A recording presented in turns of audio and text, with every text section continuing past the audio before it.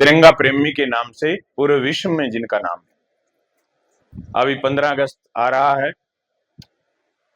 बड़ा गर्व और गौरव महसूस होता है कि किन्होंने देश के तिरंगे के लिए विदेश में रहते हुए जिस व्यक्ति ने हमारे तिरंगे के मान सम्मान के लिए अपना समय दिया, वो क्या गर्व और गौरव के क्षण रहे होंगे जब वो कोर्ट में कितनी बार पेशी पे गए होंगे। ये नाम उनका सदा सदा के लिए इतिहास में दर्ज हो गया। आज भी जब तिरंगा की बात आती है, चाहे वो गणतंत्र दिवस हो चाहे स्वतंत्रता दिवस हो, उनके नाम को इतिहास में जोड़कर देखा जाता है। चाहे बाबू ओपी जिंदल जी के समय की बात करूं, तभी से परिवार पूरा का पूरा सामाजिक समस्याओं को लेकर उनको उजागर करने में, आज अंत्योदय की अगर हम बात करें, पंडित दीनदयाल जी का सपना, जिन्होंने भारतीय जनता पार्टी की स्थापना की थी, अंत्योदय, अंतिम व्यक्ति के बारे में अगर किसी ने सोचा है तो हमारे मेंबर ऑफ पार्लियामेंट ने पिछले लंबे समय से एक आयुर्वेदिक, एक मेडिसिन की जो एक अपने मन से वो कहते हैं कि हमें मोटा अनाज खाना चाहिए। कहीं ना कहीं जब मेरा खुद का भारत का एक एक नागरिक स्वस्थ होगा, तभी हम राष्ट्र के हित में आगे बढ़ पाएंगे। हमारी कितने वर्षों से मेडिकल वैन हर उस गरीब व्यक्ति तक जाती है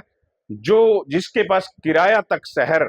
दवाई लेने के लिए, कि वो कैसे शहर जाएगा, कहीं बारिश हो रही है, तो उनकी वैन का हर व्यक्ति तक पहुंचना।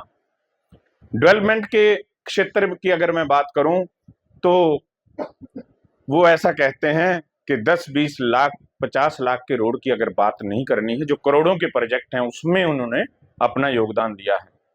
जब हम बात करते हैं स्किल सेंटरों की, अभी आपने देखा होगा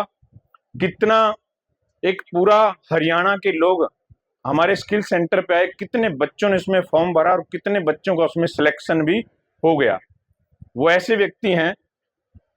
जो व्यक्ति 20 वर्षों से 25 वर्षों से उनका के साथ जुड़ा है, बाई नेम उनकी पहचान है, और बाई नेम जब कोई साथी उसके पास उनके पास चला जाता है कि हमारे परिवार में एक क्षति हो गई है और परिवार में कोई आजीविका कमाने वाला नहीं रहा, उनके बच्चों को किस प्रकार से छात्रवृत्ति के माध्यम से, 2 बच्चे हैं, 2 की फीस नवीन जिंदल फाउंडेशन पे कर रहा है। देखिए, जो हरियाणा स्टेट के काम है वो बहुत अच्छे हो रहे हैं, जो सेंटर के काम है अगर वो काम कराने के लिए कोई प्रतिबद्ध है तो हमारे नवीन जिंदल जी हैं। अभी हमारे एलिवेटेड ट्रैक का उद्घाटन हुआ, उस समय उस कार्यक्रम में भी थे। उस एलिवेटेड ट्रैक की जो मैं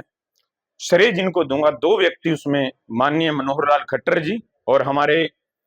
विकास पुरुष कहे जाने वाले इस विधानसभा से हमारे हरियाणा सरकार में पूर्व राज्य मंत्री रहे सुभाष सुधा जी का भी इनके साथ अहम योगदान रहा है। वो ग्रांट वापस जाने वाली थी साथियों, किस प्रकार से उन्होंने 21 बार जो हनुमान चालीसा का पाठ किया, तो उस ग्रांट को